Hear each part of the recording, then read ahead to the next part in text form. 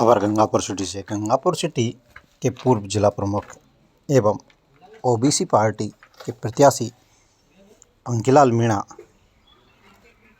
को आज जीवली गांव के सभी लोगों ने समर्थन दिया और उनके हाथ मजबूत करने की बात कही। जीवली के काड़ेसदेव मंदिर पर उन्होंने दर्शन करके सभी गांव के चरणों में नमन करते हुए आज एक मीटिंग रही गई। सभी गांव ने उनको पंचायत जोड़कर मत एवं समर्थन देने की बात कही। कहा कि सब क्षेत्र के विकास के लिए जो काम करेगा हम उसके साथ है।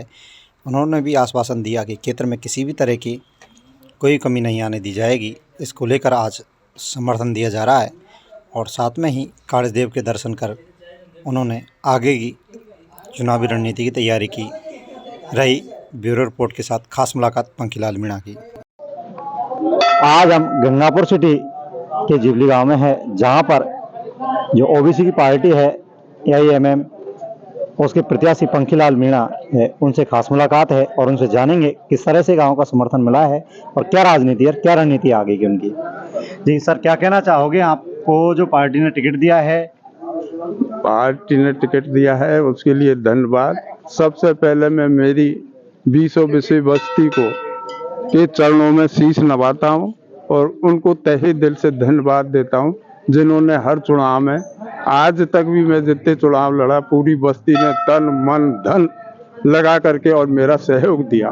मैं एक मध्यम वर्गीय किसान का बेटा हूं, मैं ज़्यादा कोई पैसे वाला नहीं हूं, पर 30 साल से जब से राजनीति में आया, जब से जनता की सेवा की, कभी किसी का जाति किसी का धर्म मैंने कभी नहीं देखा। चाहे कोई बच्चा आ गया, छोटा आ गया, बड़ा आ गया, रात के 12 बजे भी मेरे से कहा तो जो मेरे से बढ़ सकी उसकी पूरी मैंने सेवा की। और कभी आज तक जीवन में किसी का जातिवाद या किसी की तरफ बोलने की यार किसी की तरफ 1 रुपए के लिए आज तक मैंने हाथ नहीं किया। जिस दिन ये आरोप कोई लगा दे उस दिन मैं राजनीति को आज भी त्याग पत्र देने के लिए तैयार हूँ। जीवन भर कोई चुनाव में भाग नहीं लूंगा जिस दिन आम जनता मेरे पे 1 रुपए का भी लांछन लगा दे। तो श्रीमान, जैसे आपने पिछले भी चुनाव लड़े थे उनमें भी काफ़ी आपको वोट मिले हैं और इंडिपेंडेंट रहे हो आप लगातार, तो उनका भी कहीं ना कहीं तजुर्बा इस चुनाव में काम आएगा? नहीं, उसमें मैंने जो जनता की सेवा की है और जनता को मेरे ऊपर दया आएगी और काम को देखे तो शायद है कि मेरे बराबर किसी ने इस तहसील में जितना मैंने सेवा की है तो शायद किसी भी कैंडिडेट ने आज तक ऐसी सेवा नहीं की। और एक प्रॉब्लम और होते हुए कि घर से कमजोरी होते हुए पैसे की, फिर भी मैं जनता के बीच में खड़ा रहा। चुनाव हारा पहल 93 में दूसरे ही दिन जा करके जनता के बीच में खड़ा हो गया और जनता की लगातार 93 से आज तक सेवा करता आया हूँ। कभी किसी भी अधिकारी कर्मचारी या कोई कितना बड़ा नेता हो उसके सामने सिर नहीं झुकाया। हक की लड़ाई है, उसको हक से और कानून लड़के के और किसान का, गरीब का, मजदूर का, किसी का, सबका मेरे से जो हो सका वो भला किया।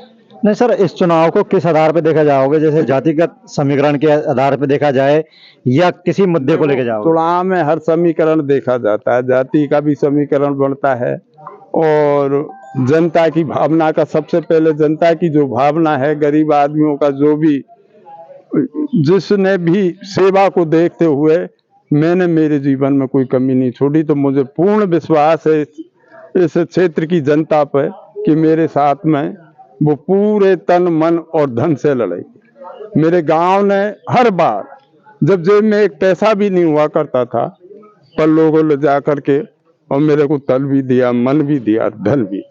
नहीं सर, जैसे डॉक्टर साहब के आप खास ही करीबी माने जाते हो और डॉक्टर साहब की ओर से अगर कोई आदेश आएगा तो उसके बारे में कुछ? देखो, समाज का आदेश सर्वोपरि है। समाज जो भी आदेश देगा, जो भी निर्देश देगा, उसका मैं मेरी ईमानदारी से, चाहे मेरा यदि कहीं विकास के लिए इस शरीर का कोई हिस्सा भी मेरे एरिया को काम में आएगा तो मैं शरीर से अपना हिस्सा देने से पीछे नहीं हटूंगा। मैं अपना हिस्सा भी शरीर का देने के लिए तैयार हूँ, पर जनता का, क्षेत्र का विकास करना चाहता हूँ, विकास कर।